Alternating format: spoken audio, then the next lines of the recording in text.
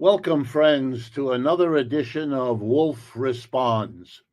I call this one The Importance of the BRICS. And by that I mean, of course, the new global economic powerhouse comprised of those initials, BRICS, Brazil, Russia, India, China, and South Africa.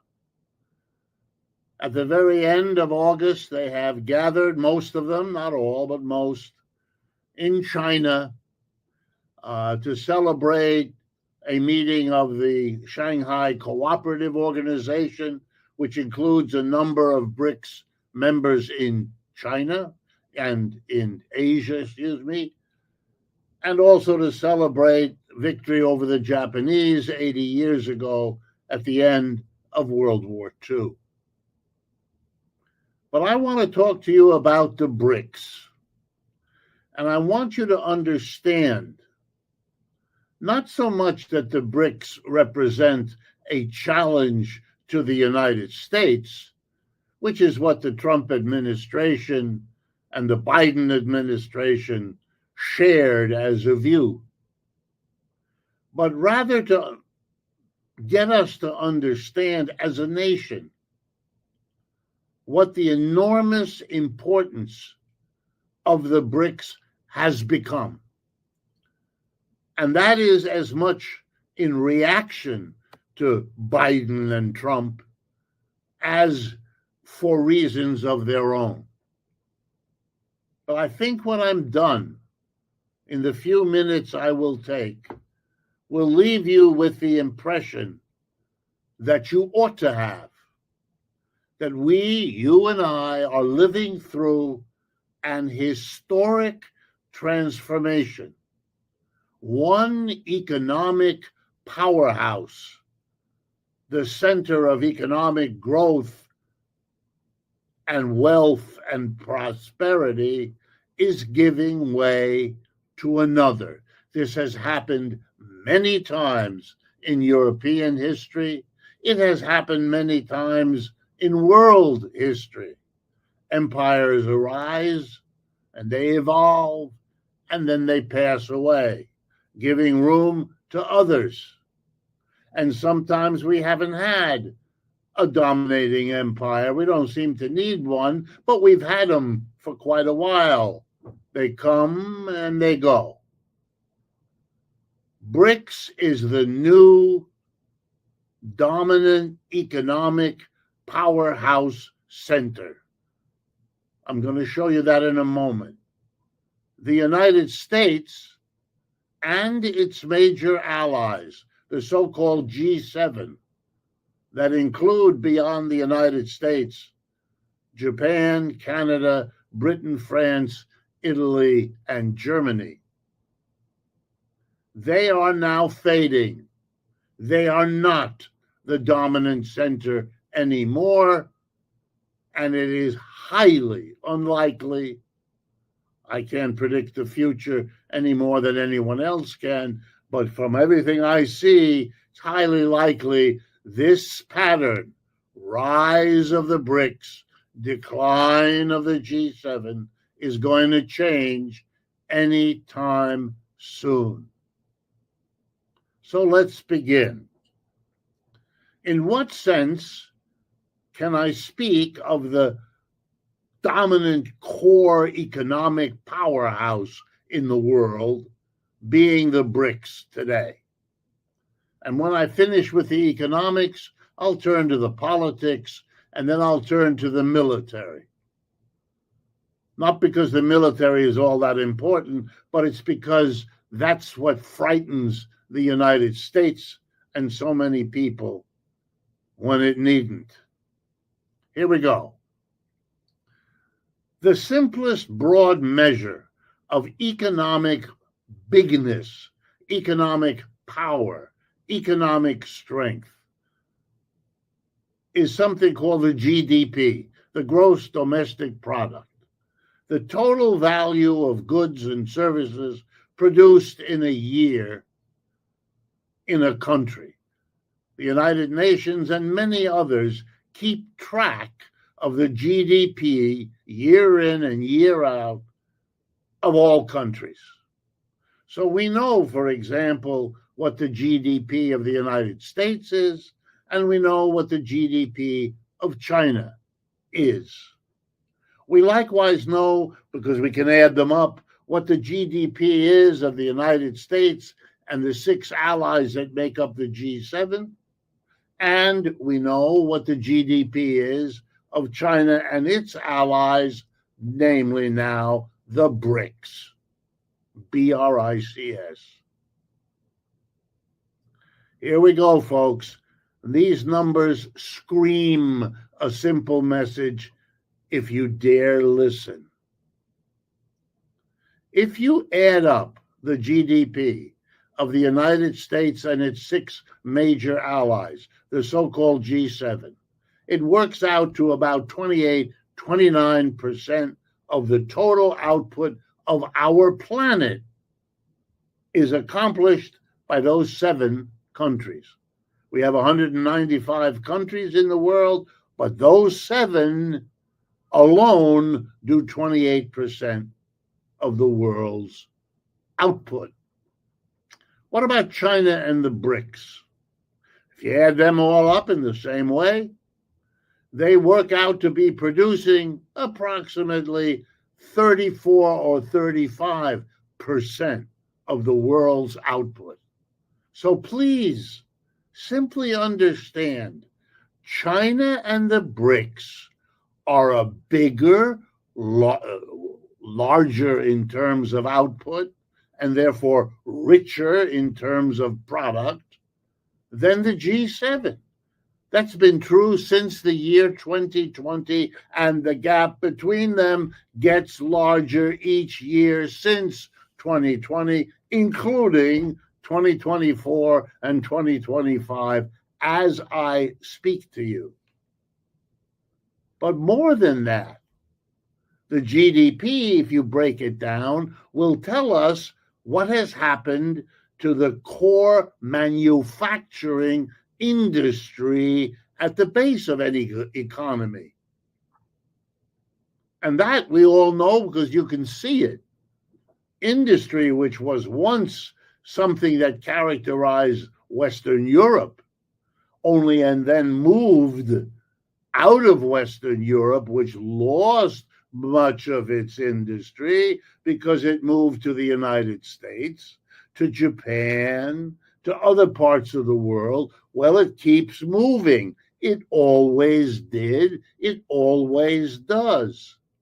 And starting in the 1970s, large industrial corporations in the United States, most of them, discovered that they could make more money, become more profitable by doing 3 things in a big way. Number 1, move production out of the United States to China, India, Brazil, other places. Nobody put up a gun to their head. No one forced them. Not the foreign government, which never had the power, nor the American government.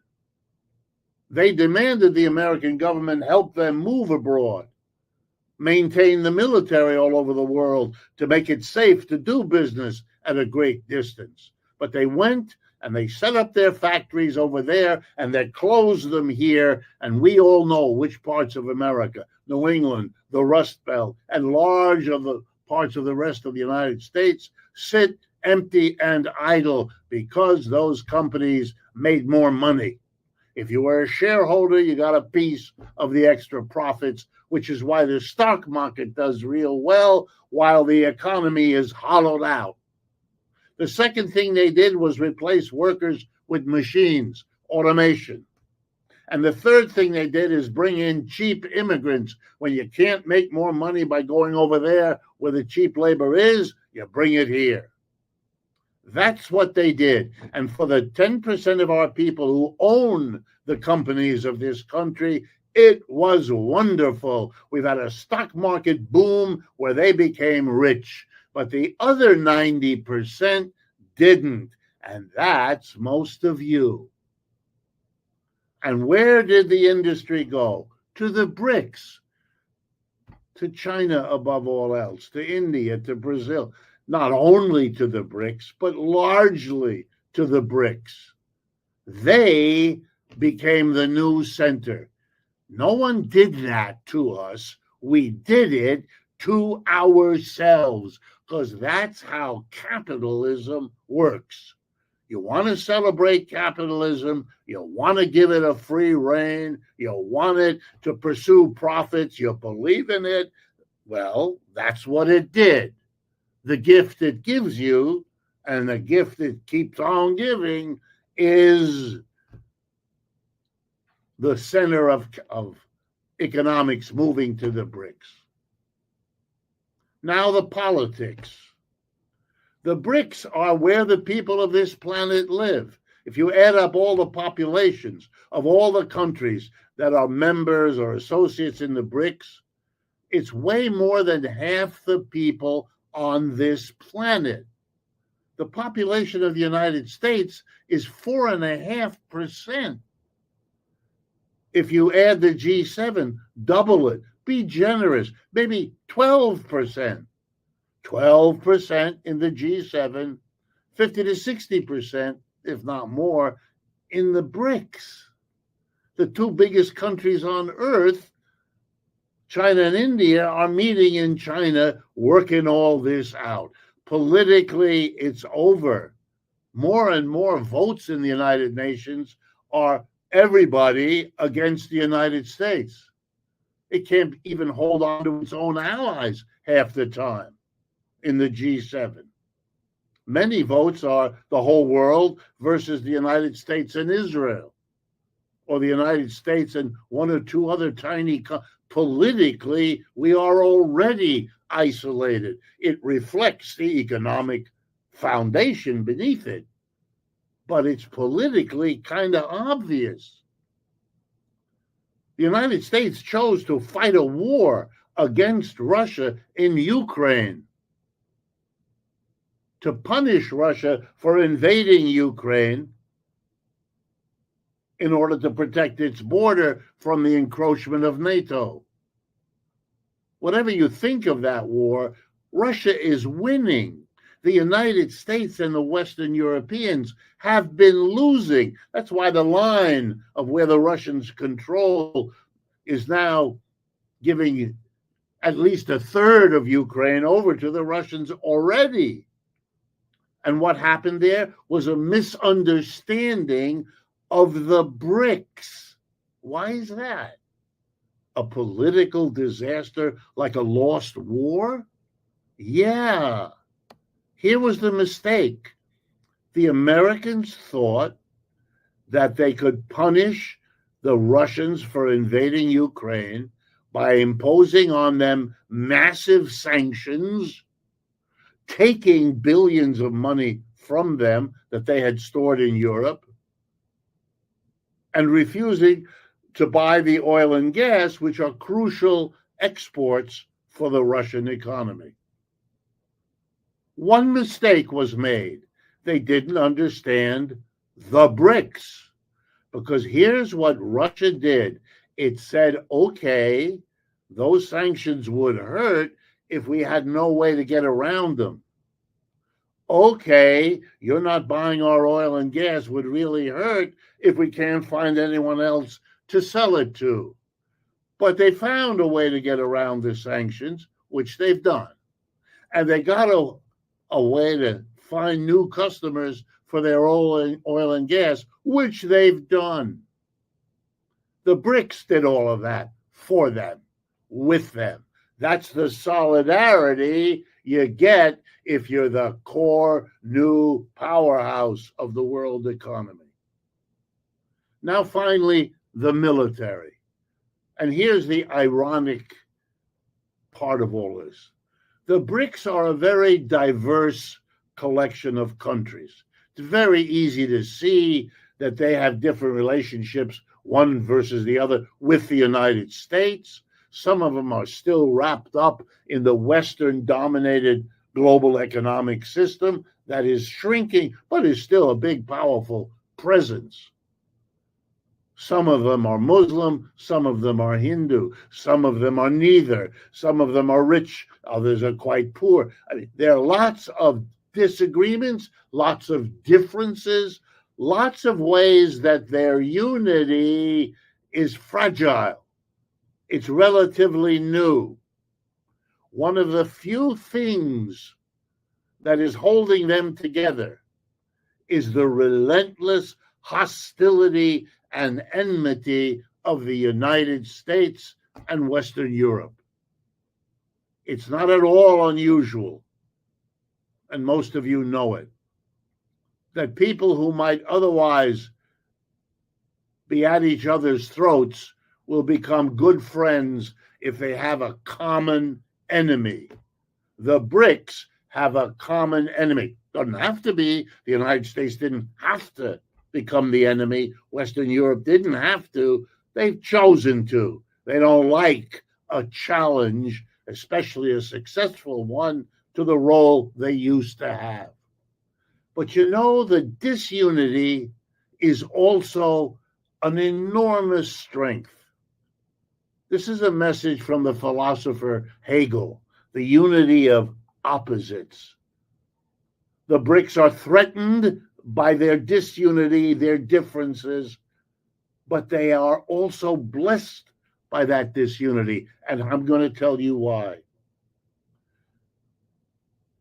Their disunity means they're not all relying on one of their number to be the military powerhouse.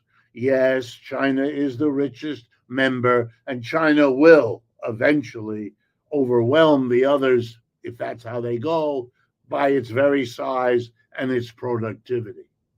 The only conceivable challenge to that might be India, but already India is doing that. But the disunity among them means they all have armies. You see, the unity of Europe, the European Union, never had that level of difference that they had their armies after World War II. They had it earlier, but after World War II, they made a decision they now deeply regret. The United States would take over the military. So today, the United States has a global military, 700 bases around the world to try to enforce its empire. But the rest of the G7 have no military to speak of. Laughable. No one takes the military seriously. They're not a global force. That's not true in the BRICS. China and India have, and Indonesia and other countries also have. So the irony is their disunity means they won't go the way Europe does, because Europe is now in danger of falling apart because it has no military, and the United States is not willing to play the role anymore. That's why the war in Ukraine is going so badly for the West. Bottom line, we are in the presence of a historical shift. The United States has been trying now over 10 years to stop it, to contain it, to pivot to Asia. There's 100 ways it's being said. That's not working for these 10 years. China has become regularly more important economically, more important politically, and more important militarily. Army, Air Force, Navy, all of it. And as I said, the BRICS have military power too. We have to come face to face with where we are historically, and we would be a lot better off sitting down with the BRICS and working out a way we can all live on this planet, because the only thing left for the West to contemplate as this process unfolds is nuclear war, and then the game is over for everyone. And if you rule that out, if you're smart enough to do that, then the next thing is to sit down. Otherwise, you're going to spend your treasure and lose lots of people's lives in a fruitless effort to stop the historical process. The British Empire replaced the Dutch. The American Empire replaced the British. The Chinese or a new multinational will replace the American Empire. Let's work that out peacefully, because the alternative is too horrible to contemplate. You can see, I hope, why I call this the importance of the BRICS. And even though the media coverage of the meetings in China are laughable in the narrow focus on things that don't matter, here is an effort to focus on what really counts here for all of us, not just them, but us as well. If interventions like these strike you as useful, please share this video with others. That's why we make them. And if you have the capacity to help us cover the costs of doing it, please know you can go to our website. Lots of ways to donate. It would be enormously appreciated. Thank you.